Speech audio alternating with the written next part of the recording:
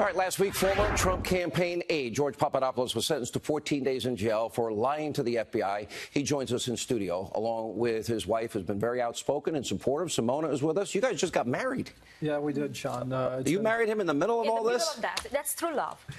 No, that's true. And you were fighting for him on TV, which I liked a lot. Congratulations. She's a real killer. You know, she's from Napoli. She's not Russian like everybody thinks. Yeah, no, everyone thought she's from Italy. She's coming from Mafia land. Okay? Mafia land. All right, easy now, Well. easy. Look, I don't want to go over these old interviews. What do you want the American people to know, especially about this professor? And what do you want the American people to think about your experience with Robert Mueller, how you got tied up in this? I was all over the campaign. I never met you that I know of. And I'm like, who, George? Who? You know, you were in one meeting with the president or then the candidate. Did you ever meet a Russian? Never met a Russian official in my life, knowingly, no. No. Tell the American people what you want to tell them about your story and your experience.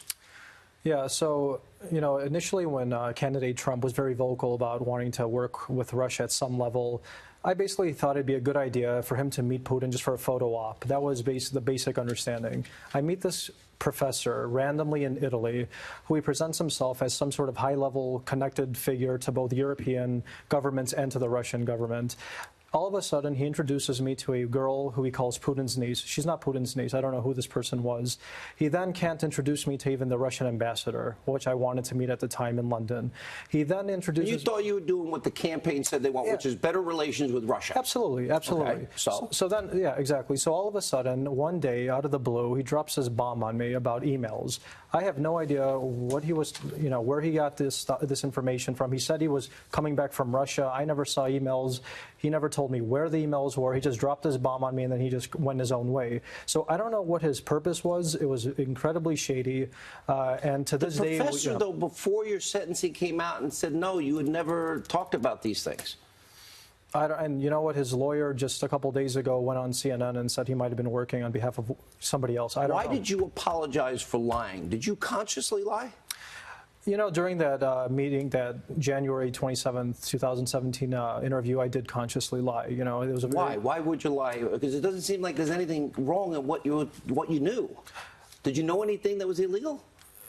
I mean, all I could say about this, I didn't plead guilty to collusion. I pled guilty to lying. And, you know, everybody makes mistakes, but certainly I wasn't pleading guilty to any sort of collusion. When you lie, people think you're lying to protect somebody.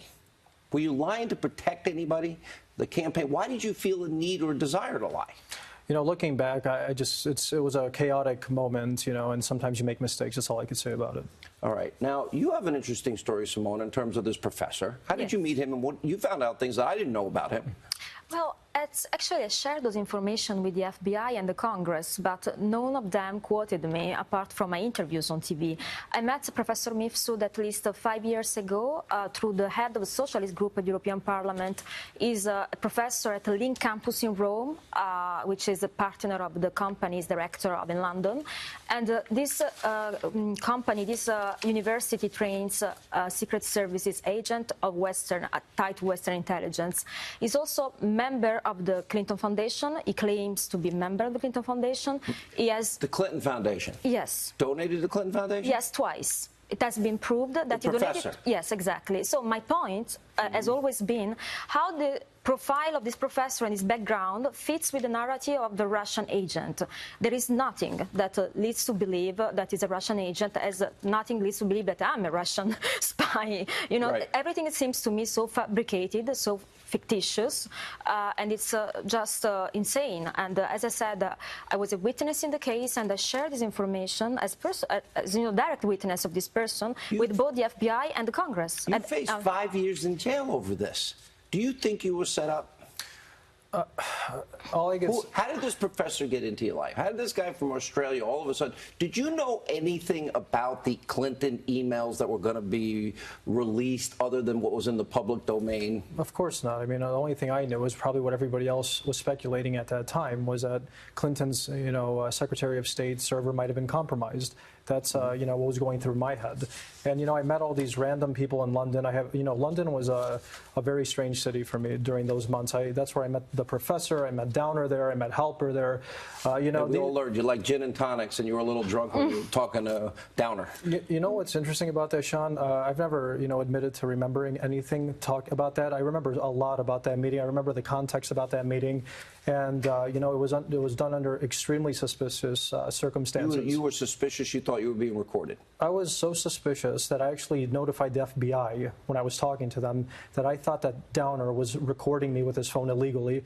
As we all know, if a Five Eyes country member, meaning Australia or the UK, is spying on an American citizen, it's illegal. It's something that a lot of people don't know. And that information gets shared, doesn't it? And that's a way to spy on people, keeping your hands clean, isn't it? I don't know. All I know is, you know, if one of our Five-Eyed allies are spying on Americans, it's illegal. So whatever he was doing, I felt the need to notify the FBI about it, and I did. How was Mueller and his team to you, both of you? To me, were intimidating, mostly when this is something I never said. After my interview, they came to see me at the airport while I was boarding to my flight to Rome. And for an Italian tourist visiting United States is extremely intimidating. I've got to run. You could have spent 5 years in jail, 14 days. Can you handle that?